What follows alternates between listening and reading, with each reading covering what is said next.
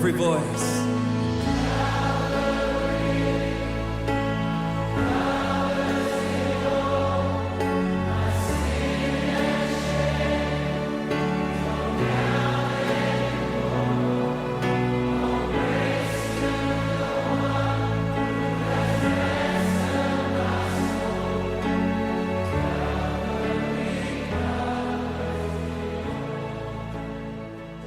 No power on earth.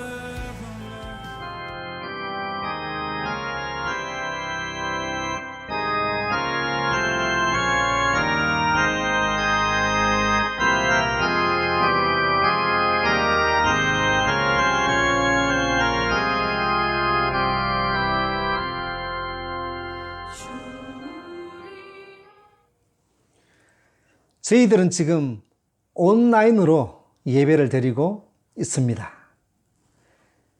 코로나 사태가 여러 가지 신조어를 많이 만들어냈는데요. 그 중에서 온라인이라는 말은 신조어는 아니지만 코로나 때문에 사용 빈도가 아주 높아진 말입니다. 문득 이 온이라는 단어가 재미있는 묵상을 하게 했습니다. 지금 매주 드리는 이 온라인 예배를 온 가족이 드리고 있을까? 컴퓨터나 셀폰으로 드리는 이 온라인 예배가 말 그대로 하나님과 온전한 라인으로 연결되어 있는가? 이 온라인 예배를 드리는 성도님들이 우리 교회 온 성도들과도 연결되어 있을까? 지금 이 온라인 예배를 드리고 나서 나는 온 세상에 어떤 영향을 미치고 있나? 아무쪼록 우리 사랑의 교회 온 가족이, 온 성도들이 이 온라인 예배를 통해 하나님을 온전히 높이고 온 세상을 이겨나가는 그런 귀한 시간이 되시길 소망합니다. 다 같이 사도신경으로 우리의 신앙을 고백하겠습니다. 전능하사 천지를 만드신 하나님 아버지를 내가 믿사오며 그 외아들 우리 주 예수 그리스도를 믿사오니 이는 성령으로 잉태하사 동정녀 마리아에게 나시고 본디오 빌라도에게 고난을 받으사 십자가에 못 박혀 죽으시고 장사한 지 사흘 만에 죽은 자 가운데서 다시 살아나시며 하늘에 오르사 전능하신 하나님 우편에 앉아 계시다가 주리로서 산자와 죽은 자를 심판하러 오시리라. 성령을 믿사오며 거룩한 공회와 성도가 서로 교통하는 것과 죄를 사하여 주시는 것과 몸이 다시 사는 것과 영원히 사는 것을 믿사옵나이다. 아멘. 오늘도 자녀들과 함께 먼저 성경 이야기를 들은 후에 찬양 드리겠습니다. 가족들과 함께 듣는 성경 이야기 제24과 예루살렘 회의.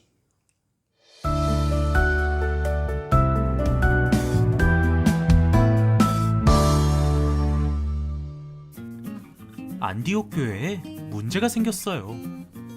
예수님을 믿어도 율법대로 할례를 받아야 한다는 편과 할례를 받지 않아도 된다는 편이 나뉘어졌어요. 사람들은 바울과 바나바 그리고 몇 사람을 예루살렘 교회에 보내 물어보게 했어요. 예루살렘 교회에서 회의가 열렸어요. 안디옥 교회처럼 두 편으로 나뉘었어요.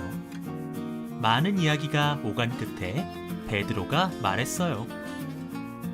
마음을 아시는 하나님은 유대인들이나 이방인들에게나 똑같이 성령을 주시고 믿음을 주셨습니다. 우리는 이방인들이라도 똑같이 예수님의 은혜로 구원받는 줄 믿습니다. 야고보도 말했어요. 유대인 전통을 강요해서 이방인들 중 하나님께로 오는 사람들의 마음을 어렵게 하지 마십시오.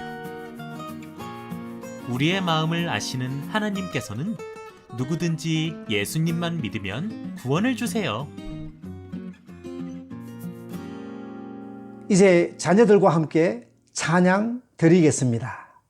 예쁜 찬양입니다. 내가 만약 나비라면.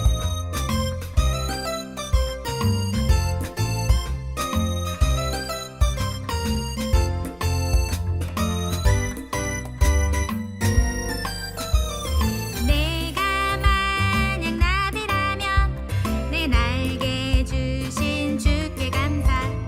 또 내가 나무 위에 새라면 난 지적 위며 찬양해. 또 내가 바다 고기라면 꼬리를 치며 기쁨으로 찬양. 감사드리세 날 만드신 주를 찬양. 내가 코끼리라면 내 코를 들어 주께 감사. 또 내가 캥거루라면 난 높이 뛰며 찬양해. 또 내가 만약 문어라면 내 팔을 들고 기쁨으로 찬양. 감사드리세 날 만드신 주를 찬양.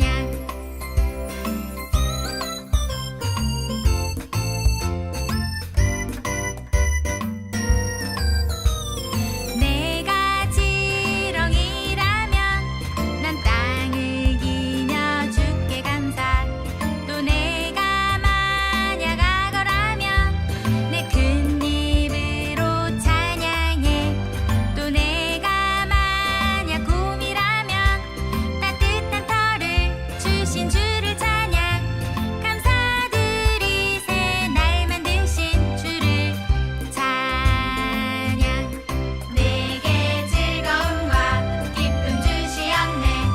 하나님 자녀 삼아 주시었네. 감사드리세 날 만드신 주를 찬양.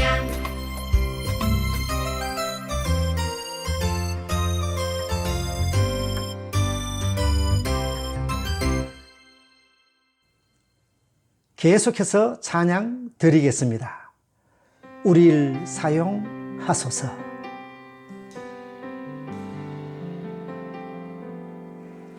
우리에겐 소원이 하나 있네. 주님 다시 오실 그날까지 우리 가슴에 새긴 주의 십자가 사랑, 나의 교회를 사랑케 하네. 주의 교회를 향한 우리 마음, 희생과 포기와 가난과 고난, 하물며 죽음조차 우릴 막을 수 없네. 우리 교회는 이 땅에 임한 교회를 교회되게 예배되게 우리 사용하소서. 진정한 분의 날 오늘 임하도록 우리 사용하소서. 할렐루야. 우리에겐 소원이 하나 있네. 주님 다시 오실 그날까지 우리 가슴에 새긴 주의 십자가 사랑, 나의 교회를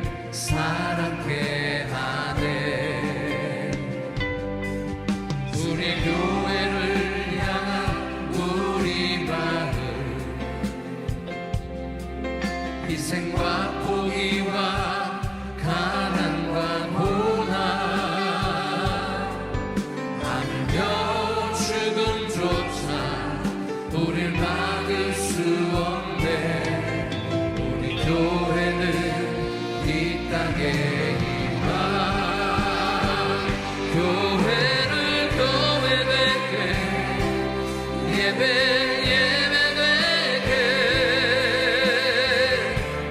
우리 사용하소서. 진정한 분의 날 오늘 임하도록 우리 사용하소서.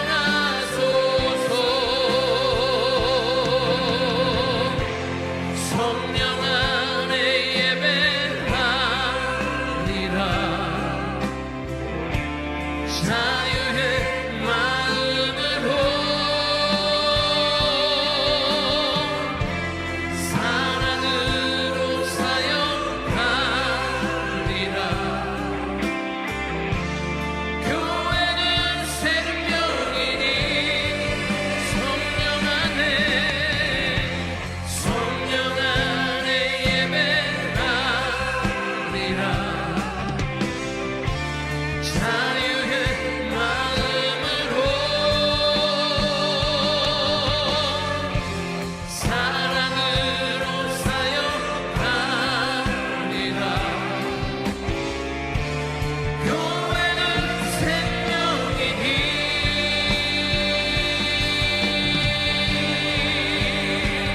교회를 교회되게 예배되게 우리 사용하소서. 진정한 분의 날 오늘 임하도록 우리 사용하소서. 우리 사용하소서. 우리 사용하소서. 우리를 사용하소서. 우리 사용하소서. 할렐루야.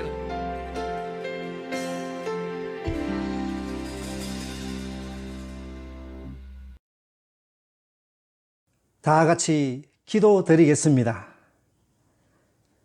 창세 때부터 지금까지 변함없이 성실하신 하나님, 언제 어디서나 변함없이 인자하신 하나님, 지금 이 시간 우리의 온 마음과 온 정성을 다해 찬양과 경배를 올려드립니다. 여전히 코로나 사태로 인해 자유롭지 못하고 불편한 일상을 살아가고 있지만, 그러나 그 가운데서도 공평과 은혜로, 성실과 인자로, 긍휼과 인내로 눈동자처럼 저희를 지켜주심에 감사를 드립니다. 또한 지나온 모든 시간 돌아볼 때 지금까지 여기까지 그 어느 것 하나 주님의 손길이 닿지 않는 곳이 없음을 고백하고 감사드립니다. 이처럼 받은 사랑이 많은데 받은 은혜와 사랑에 감사하고 감격하기보다는 오히려 때로는 탕자처럼, 때로는 성미 급한 베드로처럼, 때로는 고집센 요나처럼 살아왔음도 고백합니다.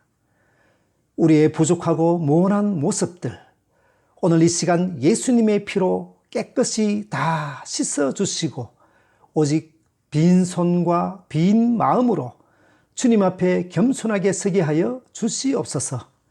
오늘 이 시간 상처 있고 상한 마음이 있다면 치유하여 주시고 우리의 부족한 모습 그대로를 받아주시고 우리의 빈 그릇에 주님의 사랑과 은혜와 말씀으로 다시 한번 채워주시옵소서.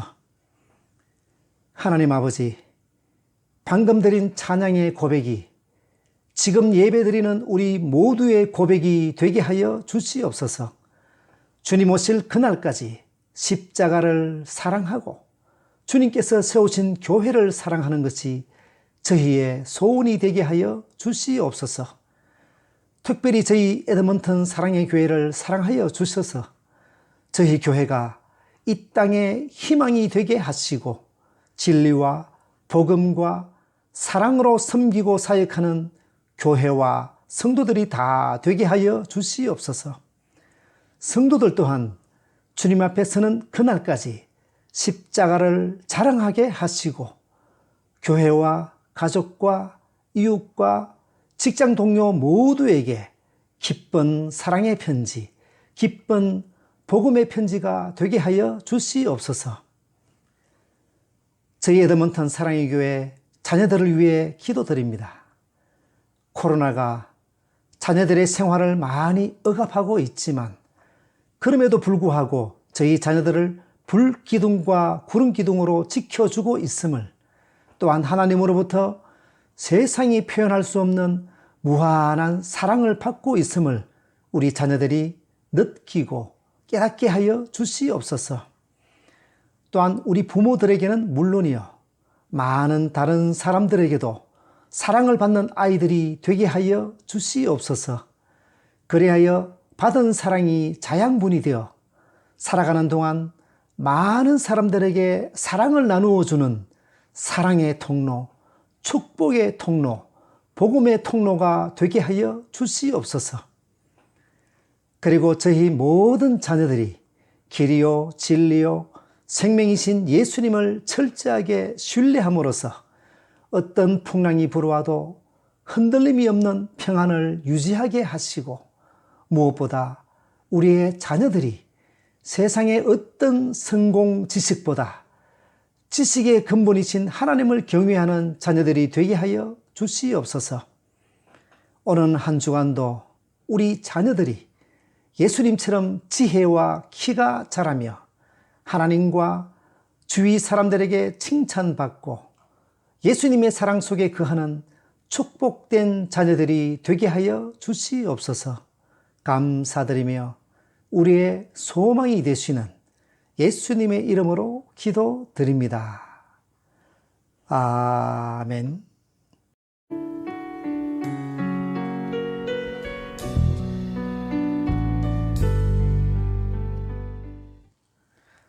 교회 소식 전해드리겠습니다.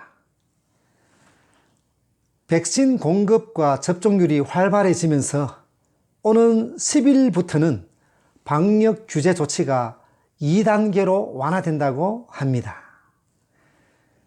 그리고 백신 공급에 차질이 없는 상태에서 현재 추세라면 6월 하순에 3단계로 완화될 전망이라고 합니다. 또 저희들이 렌트하고 있는 데이스프링 교회에서도 온사이트 예배를 준비하고 있다는 반가운 소식도 들립니다. 얼굴과 얼굴을 마주할 그날까지 방심하지 마시고 건강 잘 지키시기 바랍니다. 함께 예배드리고 함께 기도하고 함께 웃음을 나누는 그날, 공동체 은혜를 기대합니다. 오늘도 변함없이 교회 단체 카톡으로 킹스키즈 유초동부 예배 후 액티비티 자료를 보내드렸습니다. 자녀들과 함께 즐겁게 액티비티 활동 하시고요. 지난 주일 보내드린 6월달 감사일기도 빠지지 않도록 지도해 주시기 바랍니다. 교우 소식 전해드리겠습니다. 밴쿠버에 가 계시는 박세선, 이명은 집사님 가정에 하나님께서 드디어 멋진 아들을 선물로 주셨습니다. 지난주 순산했고요. 이름은 데이빗입니다. 데이빗, 다윗. 생각나실 때마다 이 가정과 데이빗을 위해 기도로 함께 하시기 바랍니다. 다시 한번 진심으로 축하드립니다. 감사합니다. 오늘 주신 말씀 보도록 하겠습니다. 오늘 주시는 말씀은 누가복음 23장 32절에서 43절입니다. 같이 읽겠습니다. 또 다른 두 행악자도 사형을 받게 되어 예수와 함께 끌려가니라. 해골이라 하는 곳에 이르러 거기서 예수를 십자가에 못 박고 두 행악자도 그렇게 하니 하나는 우편에 하나는 좌편에 있더라. 이에 예수께서 이르시되 아버지 저들을 사하여 주옵소서. 자기들이 하는 것을 알지 못함이니이다 하시더라. 그들이 그의 옷을 나누어 제비 뽑을세. 백성은 서서 구경하는데 관리들은 비웃어 이르되 저가 남을 구원하였으니 만일 하나님이 택하신 자 그리스도이면 자신도 구원할지어다 하고 군인들도 희롱하면서 나와 신 포도주를 주며 이르되 네가 만일 유대인의 왕이면 네가 너를 구원하라 하더라. 그의 위에 이는 유대인의 왕이라 쓴 패가 있더라. 달린 행악자 중 하나는 비방하여 이르되 네가 그리스도가 아니냐 너와 우리를 구원하라 하되 하나는 그 사람을 꾸짖어 이르되 네가 동일한 정죄를 받고서도 하나님을 두려워하지 아니하느냐. 우리는 우리가 행한 일에 상당한 보응을 받는 것이니 이에 당연하거니와 이 사람이 행한 것은 옳지 않은 것이 없느니라 하고 이르되 예수여 당신의 나라에 임하실 때에 나를 기억하소서 하니 예수께서 이르시되 내가 진실로 내게 이르노니 오늘 네가 나와 함께 낙원에 있으리라 하시니라. 아멘.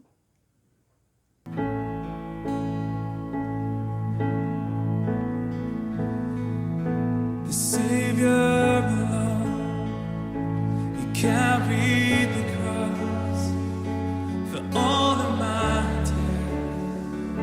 He paid the cost. Salvation complete. Now forever I'm free. Calvary covers it all. Every voice.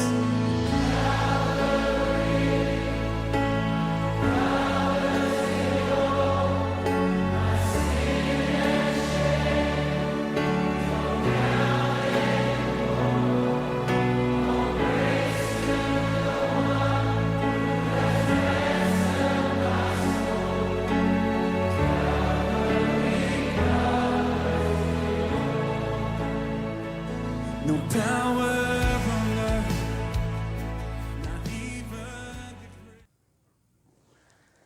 오늘 읽은 말씀의 배경은 소위 예수님을 믿는 사람들이 날마다 마음에 새겨야 하는 그 순간, 그 장면입니다. 예수님이 십자가에 달려 돌아가시기 바로 직전의 일입니다.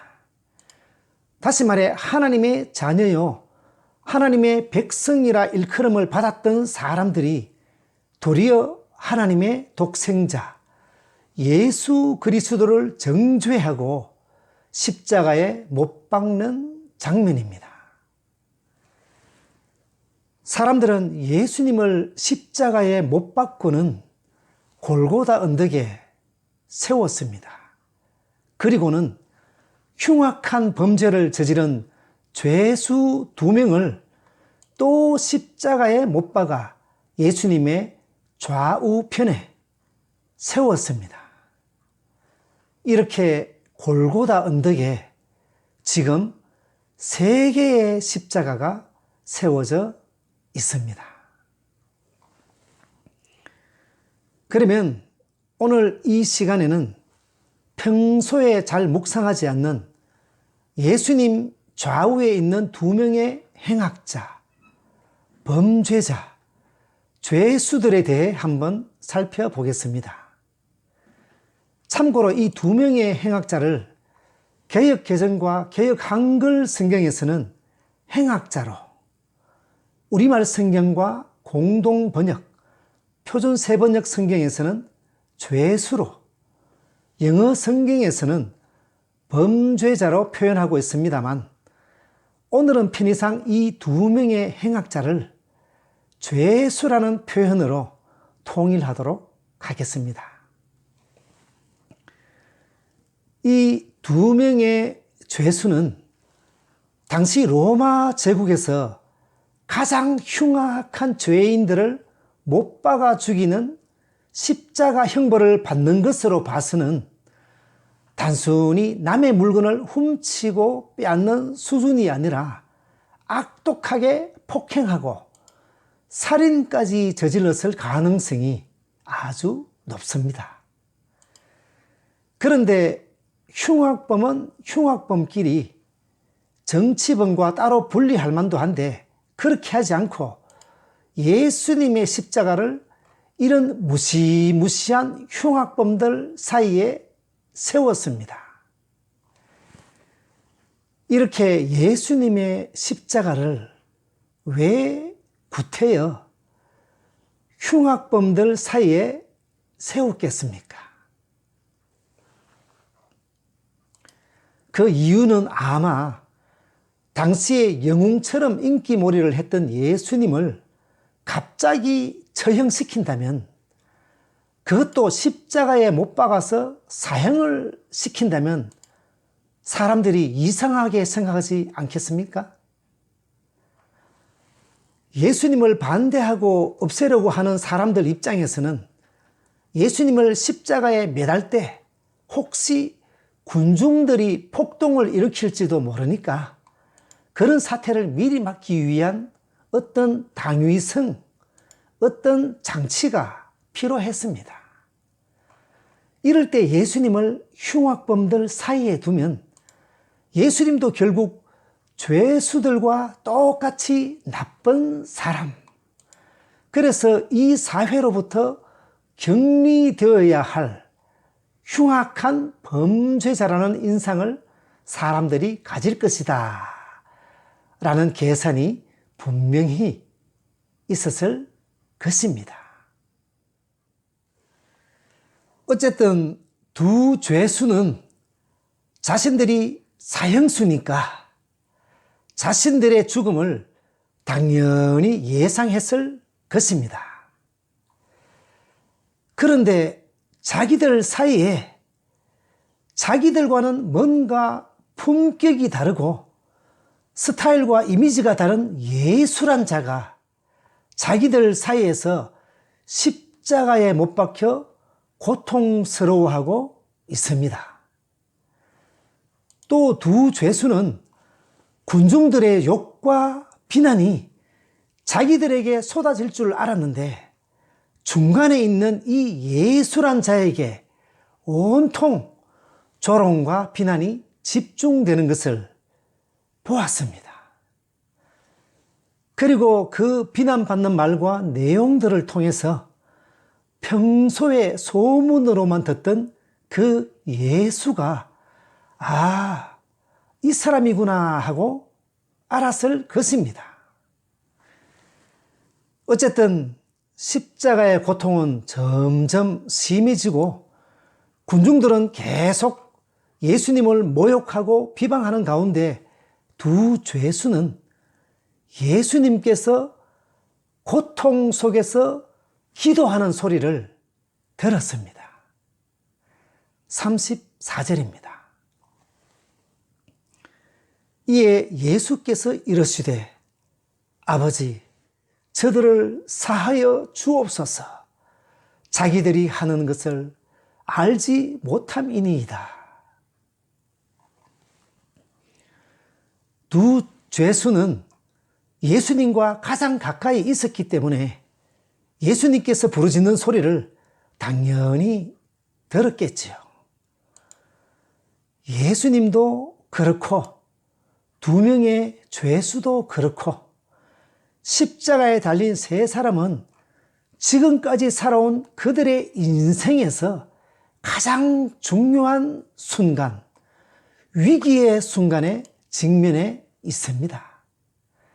그리고 십자가에 달린 채 죽음의 문제와 치열하게 싸우고 있습니다.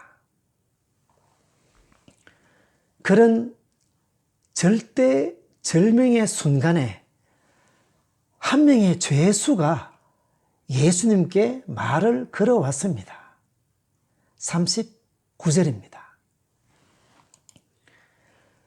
달린 행악자 중 하나는 비방하여 이르되 네가 그리스도가 아니냐 너와 우리를 구원하라 하되.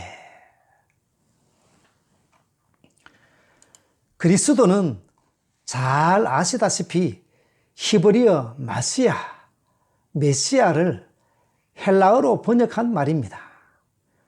기름 부은 자, 구원자란 의미죠. 그리스도라는 말이 구원자니까 방금 죄수가 한 말은 이렇게 풀이됩니다. 당신이 메시아, 구원자라면 당연히 너도 구원하고 우리도 구원해 봐라. 네가 그리스도라면 스스로 십자가에서 내려오고 우리도 이 십자가에서 구출해 봐라. 이 말은 예수님이 그리스도라고 인정해서 하는 말이 아니라 성경에서 언급한 것처럼 비방하는 말이죠. 여기에는 당신이 메시아 구원자면서 왜 빠져나오지 못하고 그 고생을 하고 있느냐 하는 식의 예수님의 능력에 대한 조롱입니다. 그 정도도 못하면서 어찌 당신이 메시아일 리가 있겠느냐, 왜 거짓말하고 있느냐 하는 예수님의 존재 자체에 대한 비난도 포함되어 있습니다. 그런데 이런 비난과 비방은 바로 앞에서 이미 겪은 일입니다. 35절에서 37절입니다. 백성은 서서 구경하는데 관리들은 비웃어 이르되 저가 남을 구원하였으니 만일 하나님이 택하신 자 그리스도이면 자신도 구원할지어다 하고 군인들도 희롱하면서 나와 신포도주를 주며 이르되 네가 만일 유대인의 왕이면 네가 너를 구원하라 하더라. 십자가에 달린 첫 번째 죄수와 십자가 주변에 있던 무리들, 그들이 원했던 메시아는 엘리야처럼 하늘에서 불을 내리는 능력의 메시아였습니다. 그들은 십자가에서 죽는 무능력한 메시아는 원하지 않았던 것입니다. 이제 이런 비방을 십자가에 같이 달린 흉악범에게서도 방금 들었습니다. 이쯤 되면 예수님도 도저히 못 참겠다 하면서 십자가에서 내려올 만도 한데, 다시 말해 그 십자가에서 멋지게 내려오면서 정말 자기 자신이 메시아임을 만천하에 보여줄 수 있는 절호의 찬스인데도 불구하고 예수님은 다시 한번 인내하고 침묵하면서 그 모욕을 묵묵히 받고 있는 것입니다. 그렇게 한 죄수가 예수님을 모욕하고 비방할 때 다른 쪽에 있는 두 번째 죄수가 예수님을 모욕하고 비방한 죄수를 오히려 꾸짖었습니다. 40절. 하나는 그 사람을 꾸짖어 이르되 네가 동일한 정죄를 받고서도 하나님을 두려워하지 아니하느냐. 즉 이 사람아, 너도 지금 똑같은 처형을 받고 있는 주제에 무슨 말이 그리 많으냐는 것입니다. 그런데 그 다음 말이 매우 의미심장합니다. 41절. 우리는 우리가 행한 일에 상당한 보응을 받는 것이니 이에 당연하거니와. 이 죄수의 말 속에는 우리들이 보편적으로 가지고 있는 아니땐 굴뚝에 연기 나랴, 콩 심은 데 콩 나고 팥 심은 데 팥 난다 같은 인과응보 사상이 들어 있습니다. 이 같은 인과응보 사상은 세상의 이치이기도 합니다. 그래서 자기들 두 사람이 십자가 형벌을 받는 것은 자기들이 지은 죄 때문이기에 더 이상 할 말이 없다는 것이죠. 그리고 이 말 속에는 또 자기가 스스로 죄인이라는 것을 고백하고 있습니다. 이것도 중요한 포인트입니다. 그리고 나서 그 죄수는 한 걸음 더 나아가서 이렇게 말합니다. 42절. 이르되 예수여, 당신의 나라에 임하실 때에 나를 기억하소서. 이 간단하고 분명한 말 속에 죄수의 놀라운 믿음을 함축하고 있습니다. 우선 십자가 위에서 같이 죽어가면서 당신의 나라를 언급하는 것이 놀랍습니다. 다른 사람들과 첫 번째 죄수는 예수님께서 십자가에서 죽어가고 있기 때문에 그리스도 메시아가 아니라고 생각했고, 그래서 비방하고 모욕했습니다. 이성적이고 합리적인 생각을 가진 사람들이라면 이런 반응은 당연한 반응입니다. 구원자가 구원을 외치면서 정작 자신은 죽어가고 있는데 누가 그 사람을 구원자로 인정하고 믿을 수 있겠습니까? 그러나 두 번째 죄수는 예수님께서 십자가 위에서 자기를 비방하는 사람들을 위해 오히려 기도하는 모습을 보면서 다른 사람들이 보지 못하는 것을 보았습니다. 그래서 두 번째 죄수는 이런 놀라운 고백을 했습니다. 예수여, 당신의 나라에 임하실 때에 나를 기억하소서. 이 말은 나는 인과응보 원리에 의해서 죽을 수밖에 없습니다. 하지만 한 가지 간청할 게 있습니다. 당신이 하늘나라에 가실 때 저를 기억해 주십시오. 라는 것입니다. 그 두 번째 죄수는 지금 사람의 생각으로는 도저히 바랄 수 없는 은혜를 간구하고 있는 것입니다.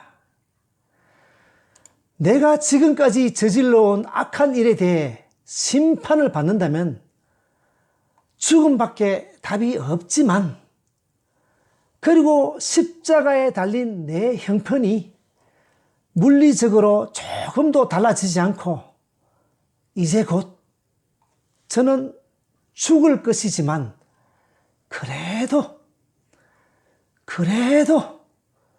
그 죄를 넘어서는 은혜를 베풀어 달라는 것입니다. 그렇습니다. 이 죄수의 말처럼 하나님의 은혜는 사람들이 생각하는 인과응보 사상, 세상의 이치를 뛰어넘는 것입니다. 이렇게 두 죄수는 각각 자기들이 가지고 있는 생각들을 예수님께 털어놓았습니다. 한 사람은 비방으로, 한 사람은 자책과 더불어 간청으로. 그런데 그렇게 십자가에 달린 이 두 명의 죄수, 십자가에서 죽음의 자리에까지 같이 동행했던 두 죄수의 입을 통해 나오는 말들이 오히려 예수님이 누구신지 설명해 주고 있습니다. 첫 번째 죄수는 예수님을 향해 네가 그리스도가 아니냐라고 했고, 두 번째 죄수는 이 사람이 행한 것은 옳지 않은 것이 없느니라고 했습니다. 예수님은 그리스도, 즉 구원자로서 예수님이 행한 모든 일들은 다 옳은 일이 있었다는 것을 오히려 죄수들, 죄인들의 입을 통해 우리에게 증거하고 있는 것입니다. 아무튼 두 번째 죄수는 예수님 앞에서 우리가 저지른 일 때문에 그의 마땅한 벌을 받고 있으니 당연하다. 그리고 예수여, 당신의 나라에 임하실 때에 나를 기억하소서. 이렇게 자신이 죄인임을 인정했고, 또 예수님이 메시아임을 인정했습니다. 그리고 자기를 기억해달라고 간청했습니다. 그때 예수님은 두 번째 죄수에게 이렇게 대답했습니다. 43절, 오늘 네가 나와 함께 낙원에 있으리라. 나와 함께 낙원에 있으리라. 그런 예수님의 대답을 들은 두 번째 죄수의 마음은 어땠을까요? 본문에는 그 두 번째 죄수의 반응은 나타나 있지 않습니다. 그러나 상식적으로 생각해봐도 우리는 그 죄수의 마음을 능히 짐작할 수 있습니다. 그의 마음속에는 아마 그 순간 지금까지 세상에서 누려보지 못했던 기쁨, 세상이 줄 수 없는 기쁨으로 가득했을 것입니다. 그 두 번째 죄수는 이 순간 사형수의 몸으로 세상에서는 비록 수치스럽고 참혹한 죽음을 맛보지만 네가 오늘 나와 함께 낙원에 있으리라는 예수님의 약속은 본인이 지금 이 죽음 이후에 있을 하나님의 나라를 믿었기 때문에, 메시아를 믿었기 때문에 그에게는 죽음을 넘어서는 기쁨이 넘쳤을 것입니다. 믿었기 때문에. 이것이 바로 하나님의 불가항력적인 은혜요, 구원인 것입니다. 그런데 솔직히 지금까지 우리들에게 있어서 예수님 옆에서 십자가에 못 박힌 두 번째 죄수의 신앙은 은근슬쩍 무시되어 왔습니다. 그리고 이 두 번째 죄수의 신앙은 뭔가 낮은 수준의 구원처럼 평가절하되는 경우가 많았습니다. 그래서 이 두 번째 죄수의 구원은 평생 죄를 짓고 살다가 죽기 직전에 예수 믿고 구원받은 신자들의 사례로 또 본보기로 제시되곤 했습니다. 하지만 우리가 당시 상황을 유추해 보면 예수 옆에 달린 이 두 번째 죄수는 은혜의 기회를 지금까지 마지막까지 미루고 거부하다가 마지막에 믿은 것이 아니라 예수님을 직접 처음 만난 그 순간, 그 첫 번째 은혜의 기회에 예수님을 알아봤고 또 믿었겠구나 하는 것을 우리는 짐작해 볼 수 있습니다. 만약 그렇다면 이 두 번째 죄수의 고백과 믿음은 가까스로 천국행 열차 티켓을 받은 부끄러운 최악의 믿음이 아니라 최선의 믿음, 아름다운 믿음이라 할 수 있습니다.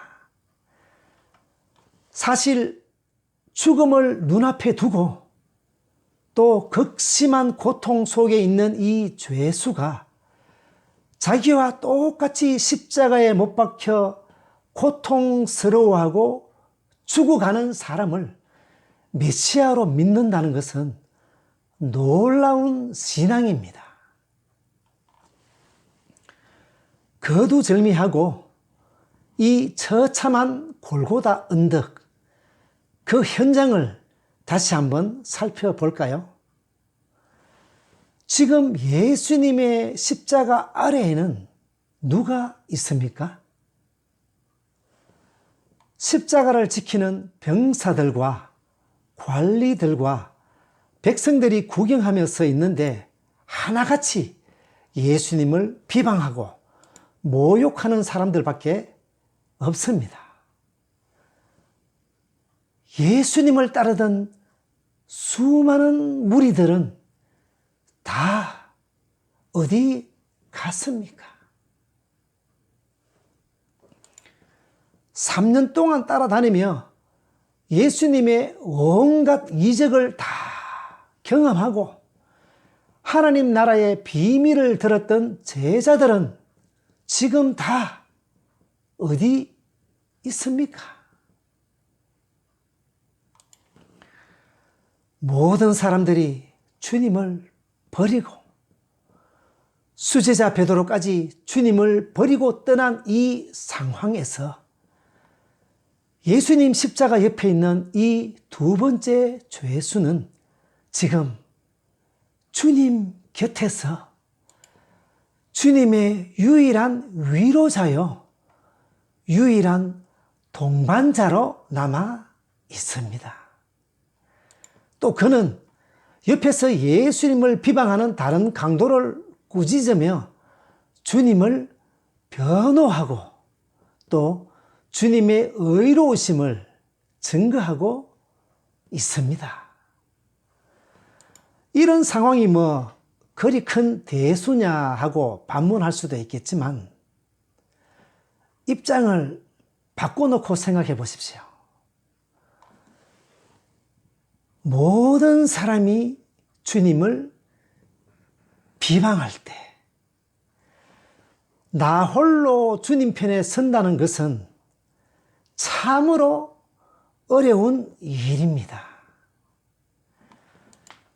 이 지구상의 수많은 기독교인들 중에는 군중 심리에 편성해서 부하 뇌동하는 교인들이 많이 있습니다.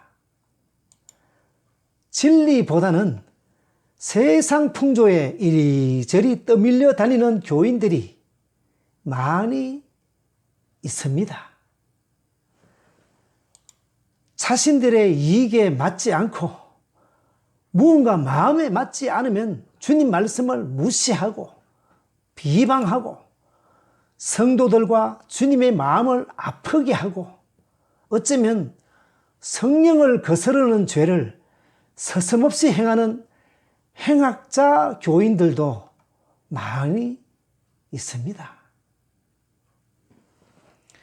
이렇게 세상 풍조라는 거대한 파도가 몰려오고 세상과 타협하는 신앙이 대세를 이룰 때 강을 거슬러 올라가는 연어처럼 홀로 역행해서 주님을 따른다는 것, 진리의 자리에 선다는 것, 내게 주어진 십자가를 진다는 것은 참으로 대단한 일입니다.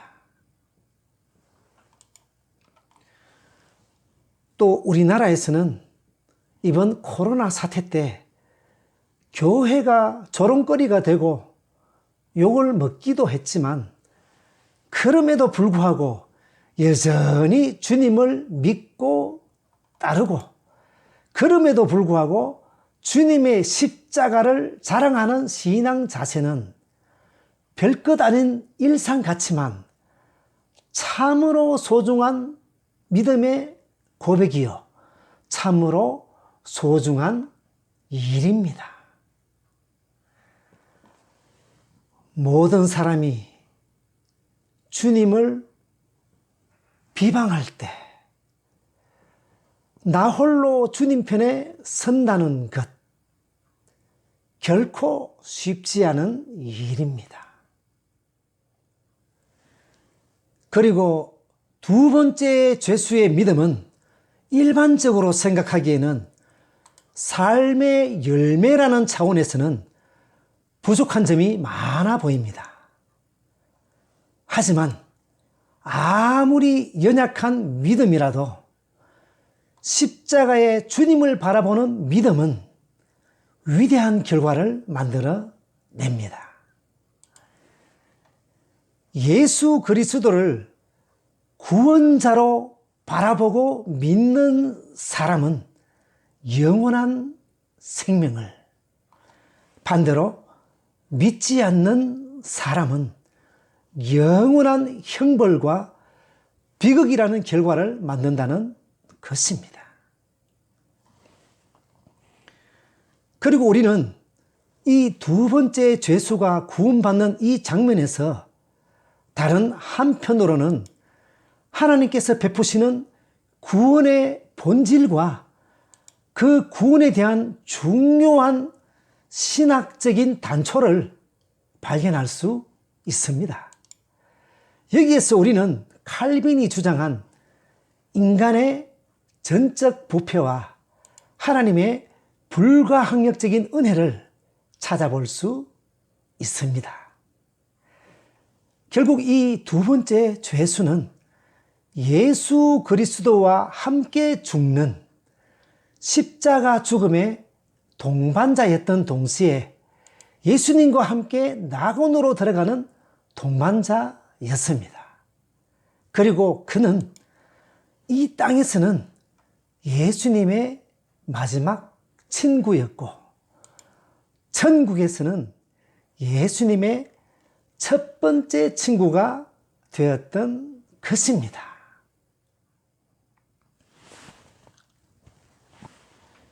오늘 예수님의 십자가 옆에 달렸던 두 명의 죄인은 바로 우리 모든 인간을 대변하고 있습니다. 하나님 앞에서 모든 인류는 예수님을 중심으로 예수 그리스도를 중심으로 어느 한편에 서 있습니다. 두 번째 죄수처럼 예수 그리스도를 나의 메시아, 구원자로 인정하는가? 아니면 첫 번째 죄수처럼 인정하지 않는가? 진리의 문제도 마찬가지입니다. 우리가 하나님의 말씀인 진리를 선택하는가? 아니면 세상 풍조를 따르는가?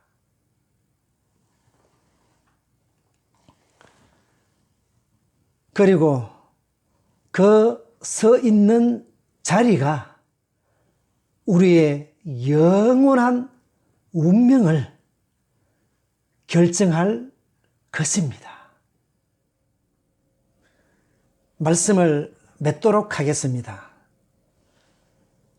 지난 5월 20일 한국갤럽이 발표한 자료에 따르면 우리 한국인의 종교인 비율은 2004년에 53%였는데 그 후에 계속 감소해서 올해 2021년에는 40%로 줄어들었다고 합니다.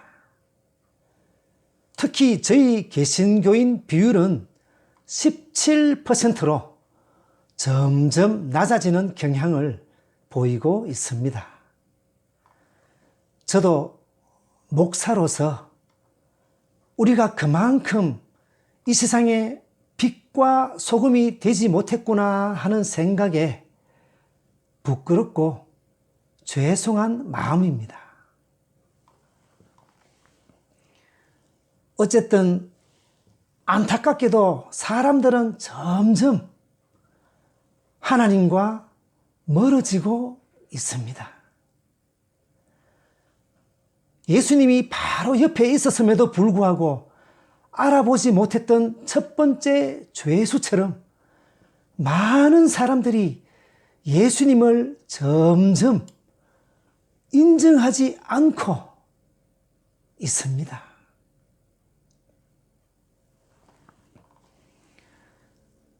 바라건대 언제 어떠한 자리에 서 있을지라도 예수님을 인정하는 여러분 되시길 소망합니다.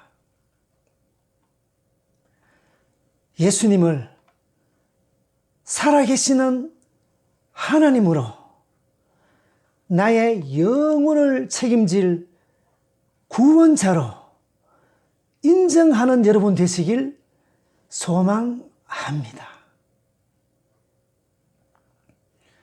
이런 믿음의 태도가 처절한 고난의 현장에 있어도 소망과 기쁨을 주는 열쇠가 아닌가.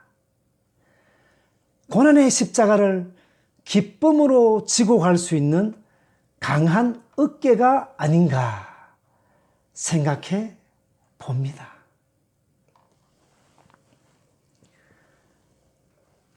인생의 중요한 순간에 섰을 때, 특별히 고난의 자리에 섰을 때 첫 번째 죄수처럼 하나님의 존재를 무시하면서 냉소를 던질 것인가? 아니면 두 번째 죄수처럼 예수님을 인정하면서 은혜를 구할 것인가?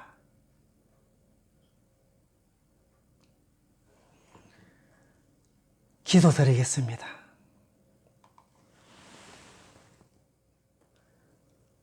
하나님 아버지, 이 시간 다시 한번 십자가와 십자가에 달리신 주님을 바라봅니다.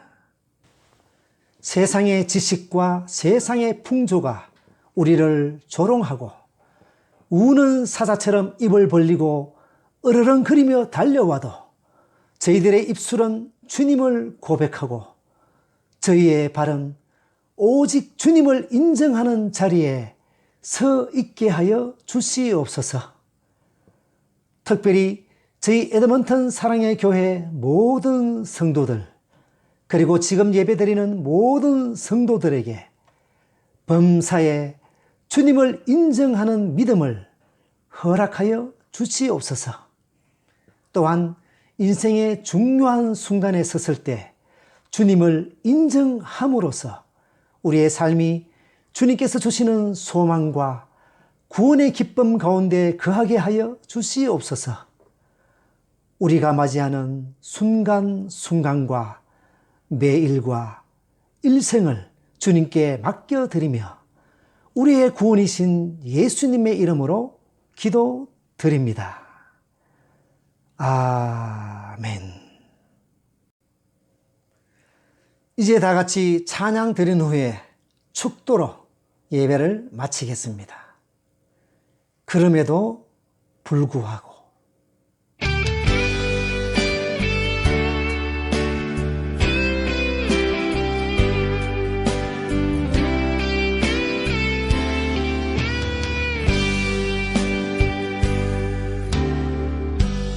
마음속에 어려움이 있을 때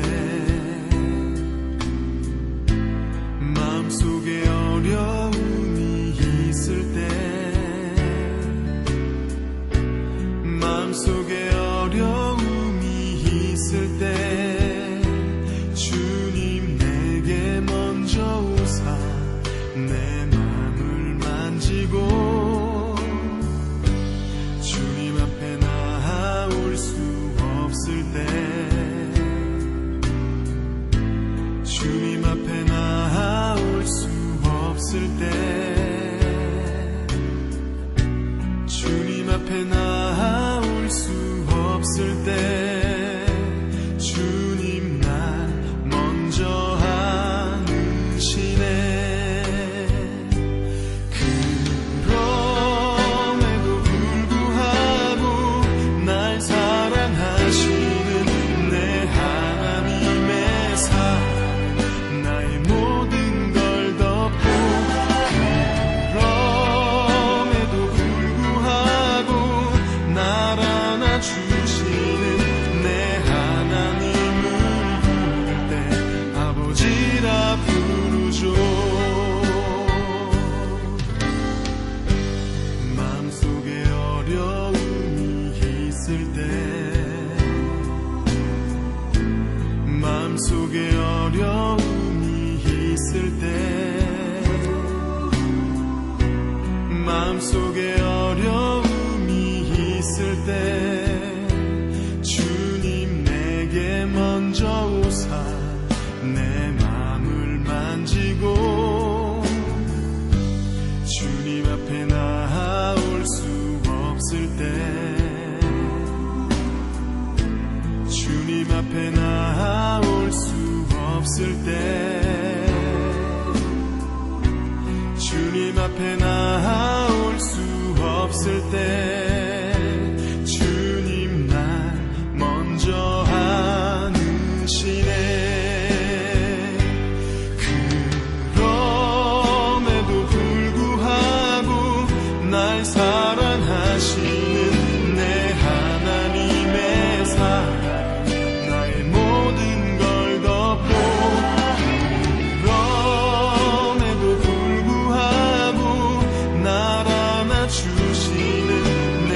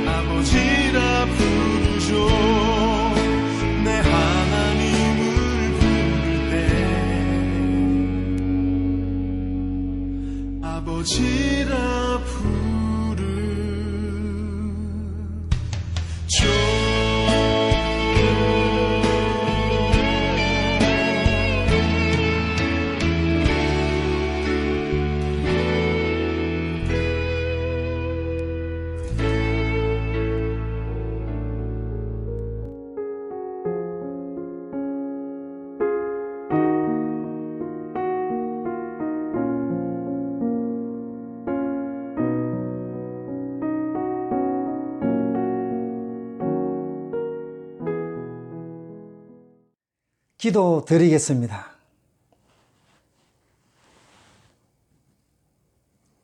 이제는 십자가에 죽기까지 우리를 사랑하신 예수 그리스도의 은혜와 하나님 아버지의 무한하신 사랑과 성령 하나님의 인도하심이 범사의 주님을 인정하며 특별히 인생의 중요한 순간에 섰을 때 주님을 인정하며 살기를 소망하는 모든 성도들과 그 가정과 속한 공동체와 우리 에드먼턴 사랑의 교회와 지금 이 자리에서 머리 숙여 예배드리는 모든 무리 위에 지금으로부터 영원토록 함께 있을지어다. 아멘.